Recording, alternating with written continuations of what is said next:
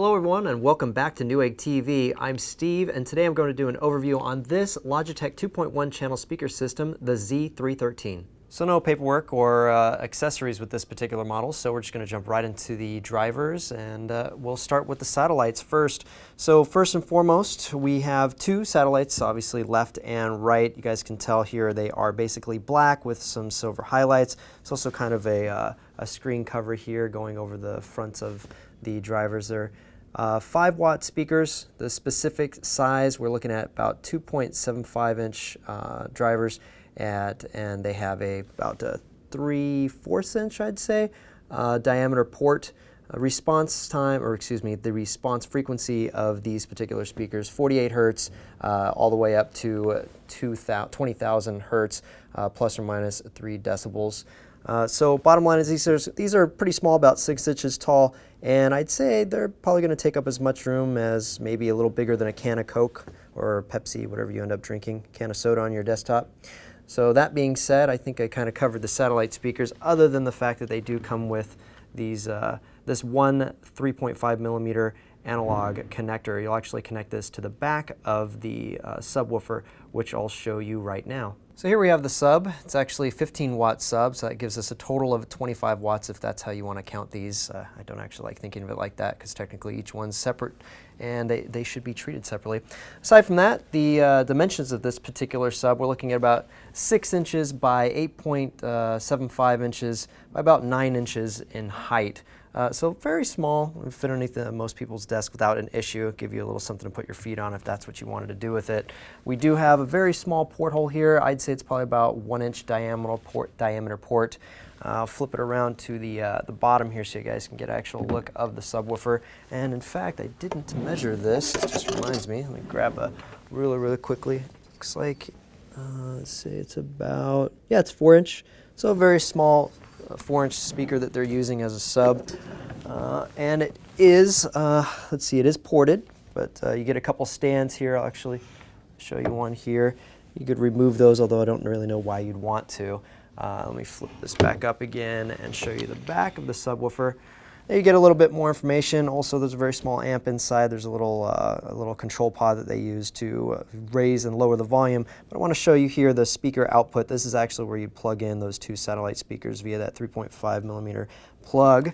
I'll show you here. We do have that control pod I was mentioning earlier. So it is also very small. You do have a switch here to turn it on and off, very small LED letting you know it is on, and a small scroll wheel to change the volume. And in addition to that, this is also very handy, have a little 3.5 millimeter plug for your headphones. This way you don't have to reach around behind your computer. And of course, the other end of this actually plugs right into the back of your speaker, of your sound card itself, giving you the signal for it. And one final thing, we do have the power plug, giving you AC power to this particular device. And on to the benchmarking section of this video.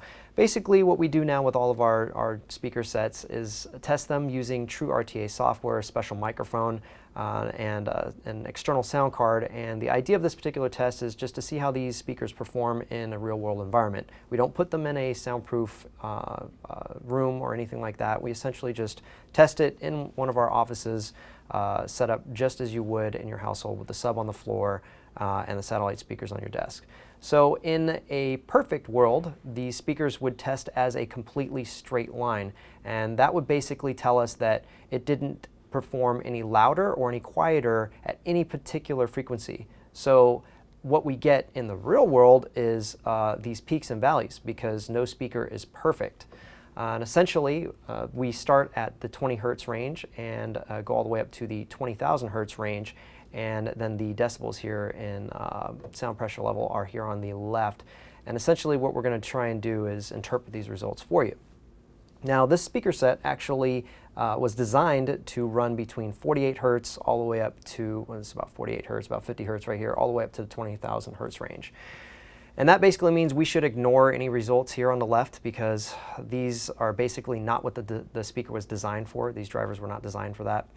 But I'm going to go ahead and interpret it just to let you guys know. It seems like it might be a little bit quieter in the, looks like between the 35 hertz and down range. It seems like these might actually be a little bit quieter than we would anticipate based on this test. but you know what? They were only designed for 50 and higher, and they seem to perform pretty admirably here.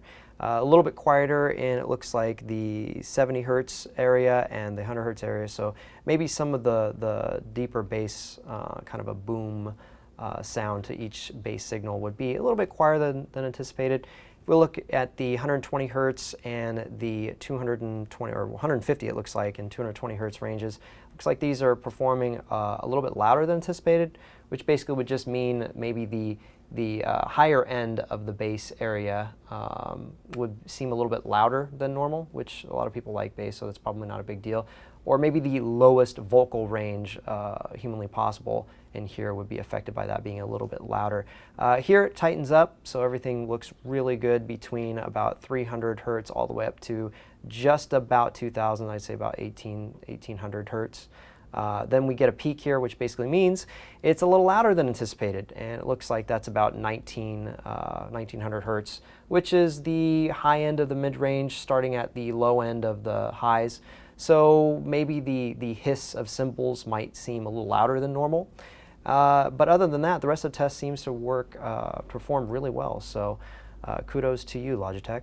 Okay, everybody, that's going to wrap up this overview of Logitech's Z313 2.1 channel speaker system. And if you liked what you saw today, don't forget to click the like button. If you haven't already done so, click subscribe to any of our various YouTube channels, and we'll see you soon.